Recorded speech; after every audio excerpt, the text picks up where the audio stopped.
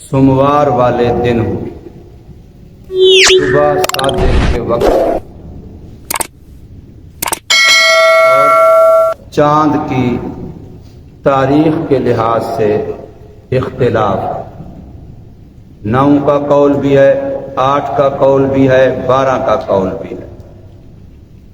تاریخی روایات دلائل کے لحاظ سے 8 کا قول زیادہ راجح ہے، اس لیے بلا امتیاز مذہب و فرقہ زیادہ علماء نے اسی کو لکھا ہے، چاہے وہ فرقے مذہب مسلک کے لحاظ سے اہل حدیث ہوں، چاہے وہ بریلوی مسلک سے تعلق رکھتے ہوں، چاہے وہ دیوبندی مسلک سے تعلق رکھتے ہوں۔ میں نے اگلے دن بھی عرض کیا تھا، امام احمد رضا خان بریلوی نے اپنے فتاوی رضویہ کے اندر یہی قول لکھا ہے کہ رسول اللہ صلی اللہ علیہ وسلم کی ولادت مبارک 8 ربیع الاول کو ہوئی ہے، اور انہوں نے خود ہی لکھا ہے کہ دنیا سے پردہ فرمانا وصال وہ 12 ربیع الاول کو ہے۔ یہ میرے سامنے اردو زبان میں سیرت کے عنوان پر سب سے معتبر ترین کتاب جو اردو زبان میں لکھی گئی، سیرت مصطفیٰ، 3 جلدوں میں، اس کی پہلی جلد یہ میرے سامنے ہے۔ اس کے اندر بھی باقاعدہ دلائل کے ساتھ یہ بات لکھی ہے کہ سرور عالم سید ولد آدم محمد مصطفیٰ احمد مجتبیٰ صلی اللہ علیہ وعلا آلہ وصحبہ وبارک وسلم وشرف وکرم واقعہ فیل کے 50 یا 55 دن کے بعد، واقعہ فیل ایک مشہور واقعہ ہے، حبشہ کے بادشاہ کا گورنر تھا ابرہہ نامی، یمن کے علاقے میں، اس کو نجاشی بادشاہ حبشہ نے، نجاشی یہ حبشہ کے بادشاہ کا لقب ہوتا تھا، جیسے مصر کے بادشاہ کا لقب اس وقت فرعون ہوتا تھا، بعد میں عزیز ہوتا تھا۔ نجاشی بادشاہ حبشہ نے اپنے محتاط گورنر جو یمن میں تھا اس کو حکم دیا کہ مکہ مکرمہ میں جو کعبۃ اللہ کے نام سے مسلمانوں نے ایک عمارت بنائی ہوئی ہے اس کو جا کے گرا دو، مٹا دو، اور اپنے ہاں یمن میں ایک عالی شان عمارت بناؤ، اور لوگ اس کا حج عمرہ، اس کی زیارت، اس کے پاس لوگ آیا کریں تاکہ ہمارا نام دنیا کے اندر جائے۔ تو وہ ہاتھیوں کا لشکر لے کے آیا تھا۔ قرآن مجید کے آخری سپارے کی آخری 10 سورتوں میں سے پہلی سورت ہے سورہ فیل، تو اس کے اندر وہ واقعہ موجود ہے۔ یہ جو واقعہ ہوا ہے فیل والا، ہاتھیوں والا، کہ ان کا لشکر پہلے تو چلتا آیا، لیکن جب حدود حرم میں داخل ہونا تھا جو مکہ شہر سے بحر ایک حدود، تو اس کے بعد جتنا ٹل لگایا، زور لگایا، بڑی کوشش کی، لیکن ہاتھی آگے کو نہیں چلے، حتیٰ کہ وہاں اللہ کی طرف سے چھوٹے چھوٹے پرندے ابابیل وہ سمندر کی طرف سے اٹھے، جیسے پورا ایک آندھی آ رہی ہو، اور ہر ایک کے پاس 2 کنکریاں تھیں، پاؤں میں اور چونچ میں۔ وہ کنکریاں اوپر آ کے اس لشکر پر چھوڑی، تو ایک ایک کنکری ایسی جیسے پورا ایٹم بم، جس کے سر پہ لگی تو پورے وجود سے نیچے پار چلی، جہاں بھی جس کو ٹچ کیا وہ پھر کبھی ٹھیک نہیں ہوا، تڑپ تڑپ کے مر گیا، حتیٰ کہ ہاتھیوں کو بھی ایسے زخمی کر دیا۔ پورے کا پورا لشکر ناکام، خیب و خاسر، اپنا سا منہ لے کے واپس جانے پر مجبور ہو گیا۔ اور اس کو گنا گیا کہ یہ بھی میرے آقا صلی اللہ علیہ وسلم کی برکت۔ تو اس کے 50 دن بعد یا 55 دن بعد رسول اللہ صلی اللہ علیہ وسلم کی ولادت ہوئی بتاریخ 8 ربیع الاول، سوموار کے دن صبح صادق کے وقت ابو طالب کے مکان میں آپ صلی اللہ علیہ وسلم پیدا ہوئے۔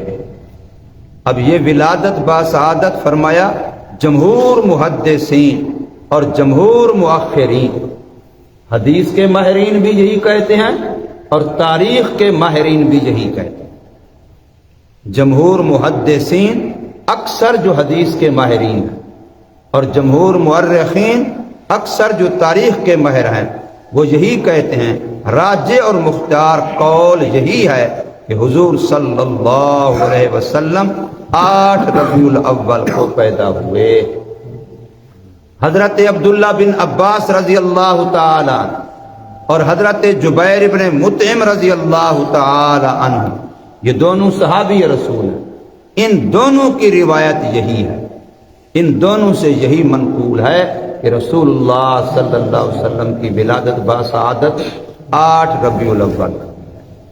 اب دیکھیے کئی ساری چیزیں سوچنے کی۔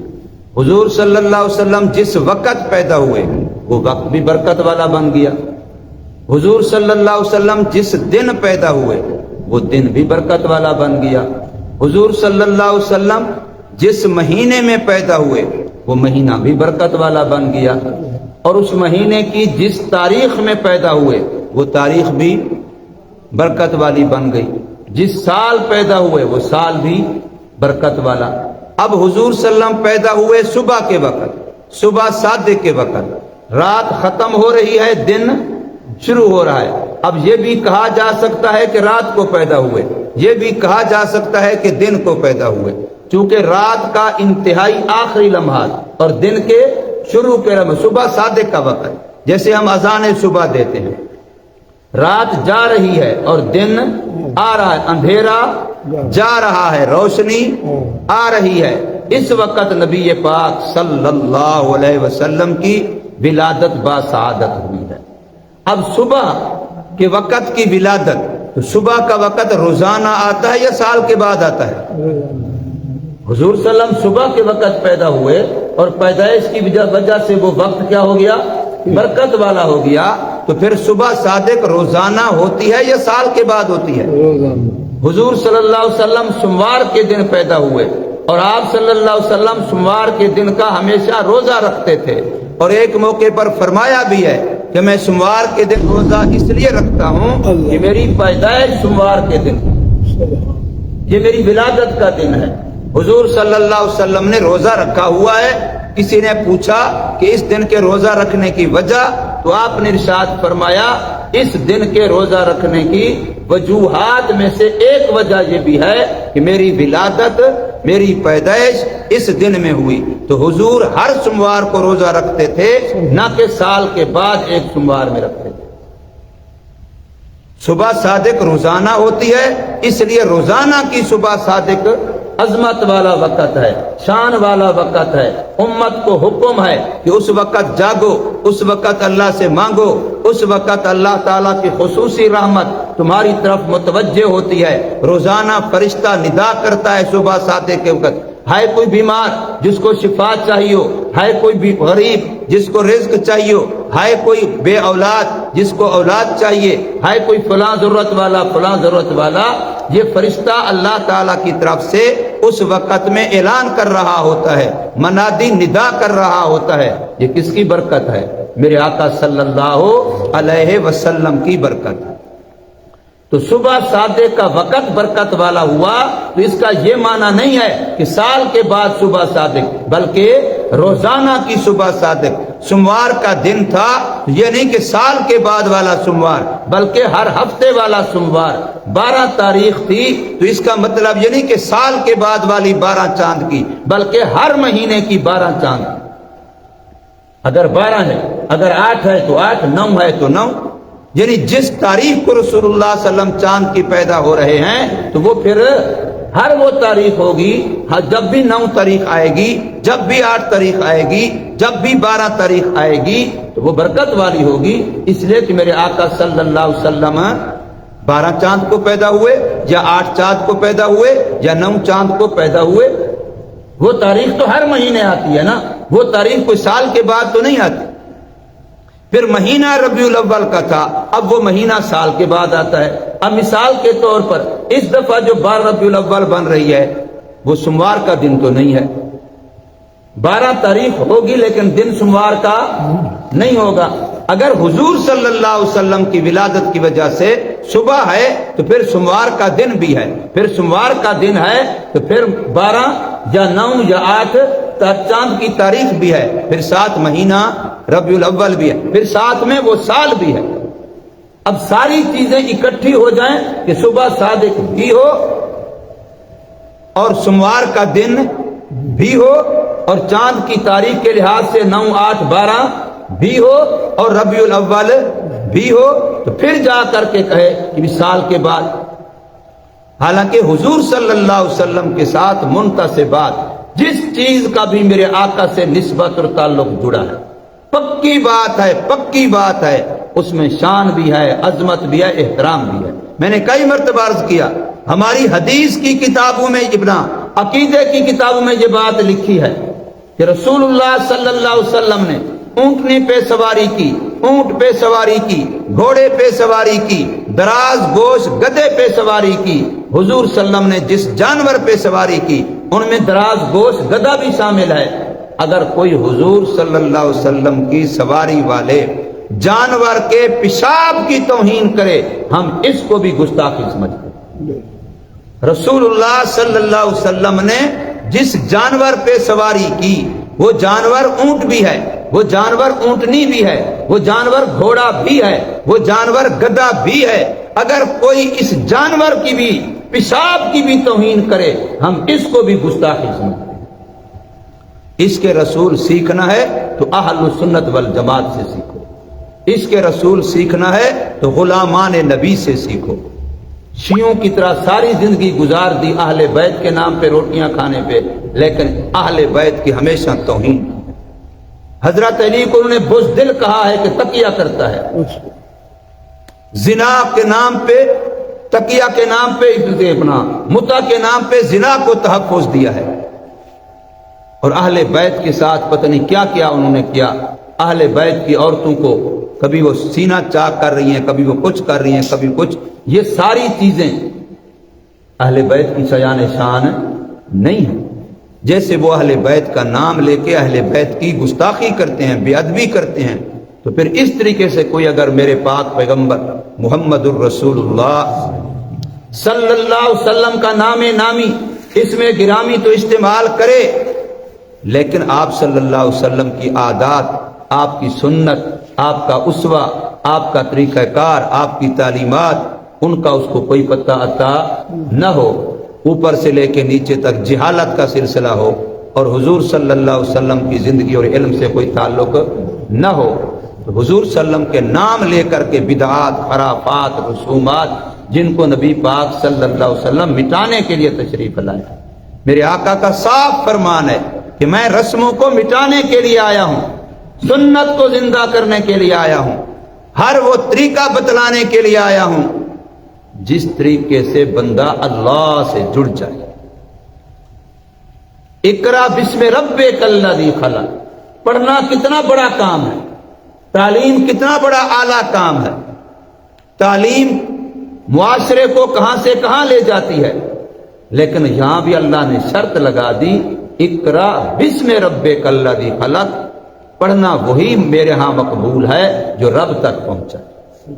اقرا بسم ربک کا مطلق اقرا نہیں ہے، آگے اللہ کے نام کی قید لگا دی کہ اگر ایک تعلیم اللہ سے دور کرتی ہے، ایک تعلیم اللہ کے احکامات سے دور کرتی ہے، ایک تعلیم اللہ کی عبادت سے دور کرتی ہے، وہ تعلیم نہیں، وہ جہالت ہے۔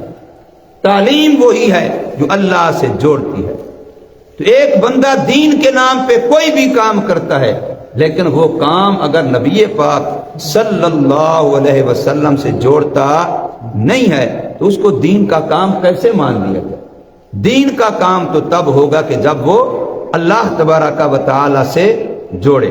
تو نبی پاک صلی اللہ علیہ وسلم کی ولادت مبارک کے لیے نمبر 1 صبح سادے کا وقت یہ روزانہ آتا ہے۔ ہمیں روزانہ اس وقت میں اللہ تعالیٰ سے دعائیں مانگنی چاہیے، اس وقت میں عبادت کرنی چاہیے۔ یہ میلاد کا تقاضا ہے، یہ میلاد کا تقاضا ہے۔ اور سوموار کا دن ہر ہفتے آتا ہے، سال کے بعد نہیں آتا۔ اور خود رسول اللہ صلی اللہ علیہ وسلم کی یہ حدیث مبارک کہ میں سوموار کا روزہ اپنی پیدائش کا دن ہونے کی وجہ سے رکھ رہا ہوں، تو وہ ہر ہفتے روزہ رکھا کرتے تھے، سال کے بعد نہیں رکھا کرتے تھے۔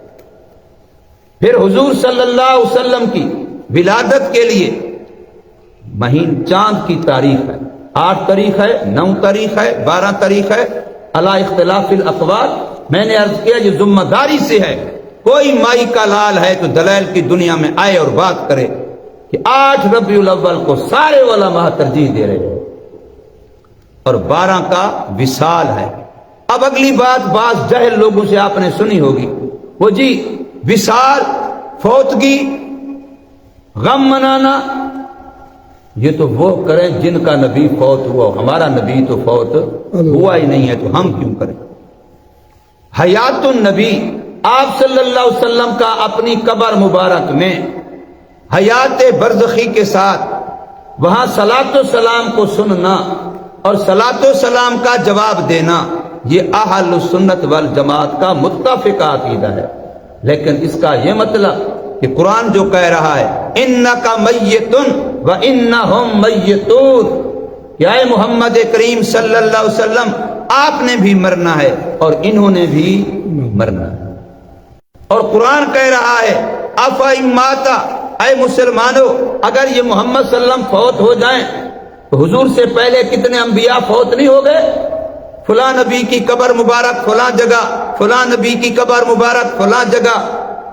اب اگر یہ کہنا کہ جن کے فوت ہوئے ہوں وہ غم منائیں، تو پھر اس کا حکم صحابہ نے نبی صلی اللہ علیہ وسلم کو فوت ہوئے بغیر زندہ دفن کر دیا، یہ صحابہ پر بہتان نہیں بنے گا؟ تم اپنے مریل باپ کو، مریل بھائی کو جو عرصہ دراز سے بیچارہ لاشے کی طرح گھر میں پڑا ہو، اس کی دعائیں تو مانگ رہے ہوگے، سورت یاسین تو بار بار پڑھ رہے ہوگے کہ اللہ تعالیٰ جلدی کر دے، آسانی کر دے، بیچارے کی روح نکل جائے، تڑپ رہا ہے، پھڑک رہا ہے، تکلیف میں ہے، تم اس کو زندہ دفن نہیں کرتے ہو، تو کیا میرے آقا صلی اللہ علیہ وسلم کے غلاموں نے حضور صلی اللہ علیہ وسلم کو بغیر فوت ہوئے، بغیر وصال ہوئے، بغیر انتقال پر ملال کے ایسے زندہ دفن کر دیا؟ یہ صحابہ پر بہتان نہیں ہے؟ حضرت علی رضی اللہ تعالی عنہ، حضرت عباس رضی اللہ تعالی عنہ، حضرت عبداللہ بن عباس، حضور کا پورا خاندان، اہل بیت کرام، صحابہ کرام، ان سب نے ایسے زندہ دفن کر دیا۔ پھر کہتے ہیں غم نہ منانا، تو حضرت عمر فاروق رضی اللہ عنہ جو تلوار لے کے کھڑے تھے وہ غم کے بغیر کھڑے تھے کہ خبردار کسی نے اگر میرے نبی کی طرف موت کی نسبت کی تو میں گردن قلم کر دوں گا، مجھ سے برداشت نہیں ہوتا۔ حضرت عثمان رضی اللہ عنہ اس طرح خاموش رکھا پڑا کہ وہ حیران ہیں، عقل کام نہیں کرتی۔ کتنے صحابہ عجیب مدہوشی کی حالت میں تھے۔ خود حضرت فاطمہ الزہرا رضی اللہ تعالی عنہا آپ اتنا مغموم ہیں، آپ فرماتی ہیں سبت علی مصائب لو سبت علی الایام لسرنا لیالیہا، میرے ابو کے فوت ہونے سے، میرے ابو کے دنیا سے پردہ فرمانے سے، میرے ابو کے وصال سے میرے اوپر غموں کے وہ پہاڑ ٹوٹے کہ اگر یہ غم سورج پہ آتے روشنی ختم ہو جاتی، چاند پہ آتے روشنی ختم ہو جاتی، میرے اوپر اتنا غم آیا ہے۔ میں نے بتلایا تھا کہ کتابوں میں لکھا ہے دنیا میں 4 آدمی سب سے زیادہ روئے ہیں، ان میں پہلا نمبر حضرت آدم علیہ السلام کا ہے جب جنت سے زمین پر بھیجے شجرہ ممنوعہ کھانے کی وجہ سے۔ نمبر 2، دوسرے نمبر پر حضرت یعقوب علیہ السلام، حضور اپنے بیٹے حضرت یوسف علیہ السلام کے وصال میں۔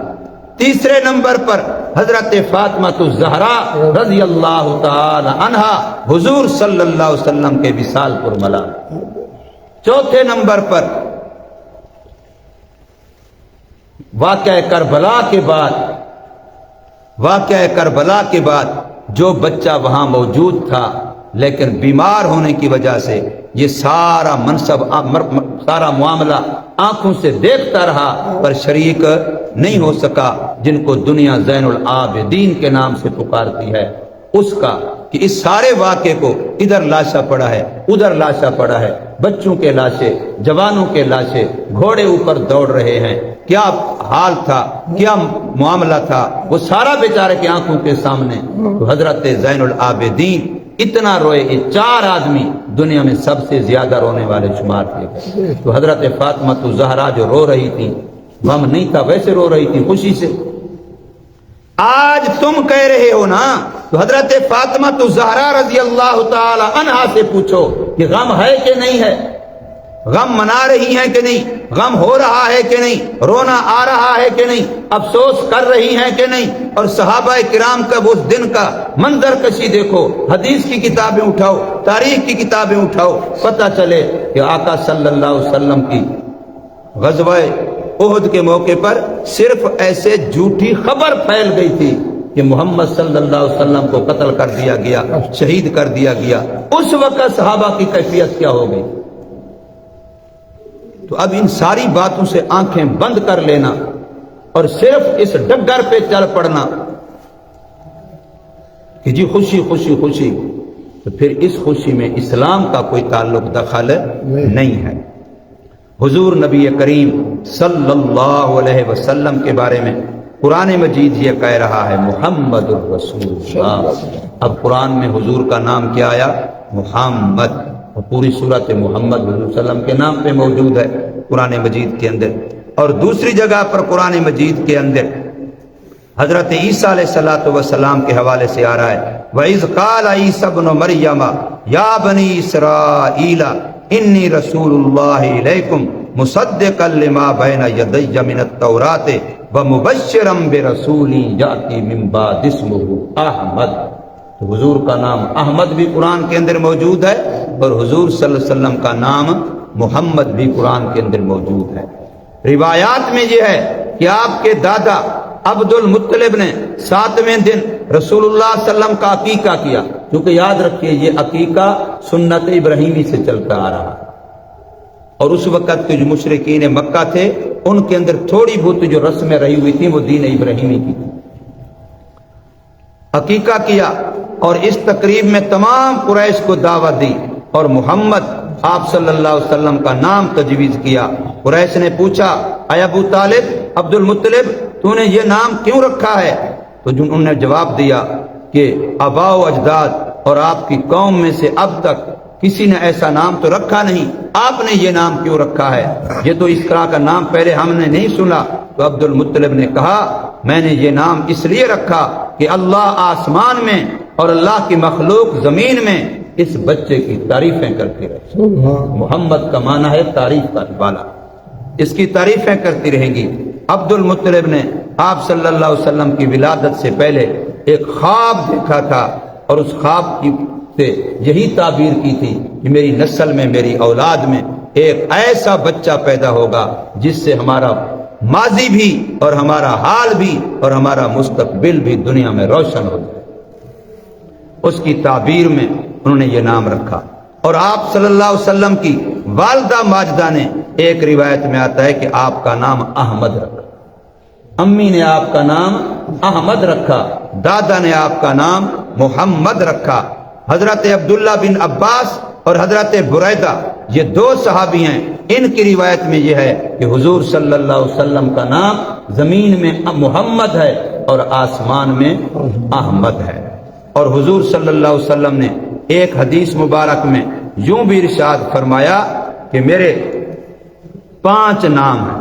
آپ نے ایک ہی جگہ پر اکٹھے اپنے 5 نام ایک حدیث مبارک میں اکٹھے لیے ہیں، ان میں سے 2 نام یہی ہیں۔ بخاری اور مسلم میں حضرت جبیر بن مطعم رضی اللہ عنہ سے مروی ہے کہ رسول اللہ صلی اللہ علیہ وسلم ارشاد فرمایا کہ میرے 5 نام ہیں۔ نمبر 1 میں محمد ہوں، نمبر 2 میں احمد ہوں، نمبر 3 میں ماہی ہوں۔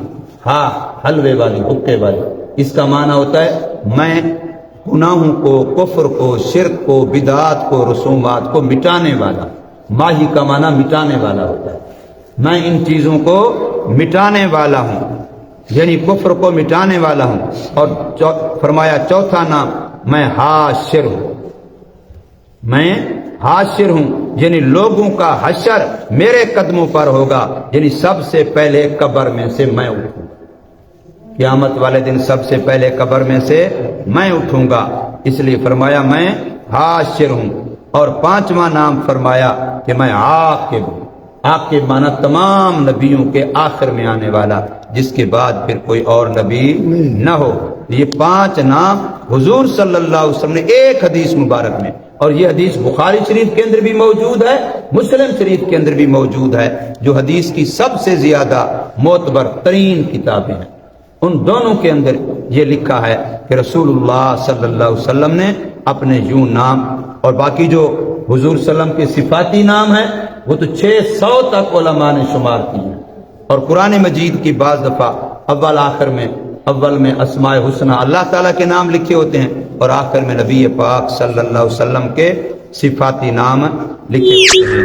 تو حضور صلی اللہ علیہ وسلم سے نسبت رکھنے والی کوئی بھی چیز ہو وہ باعث برکت ہے، وہ وقت بھی باعث برکت ہے، وہ دن بھی باعث برکت ہے، اور وہ تاریخ بھی باعث برکت ہے، وہ مہینہ بھی باعث برکت ہے، لیکن سال کے بعد نہیں، ہر دفعہ اپنی اپنی جگہ پر باعث برکت ہیں۔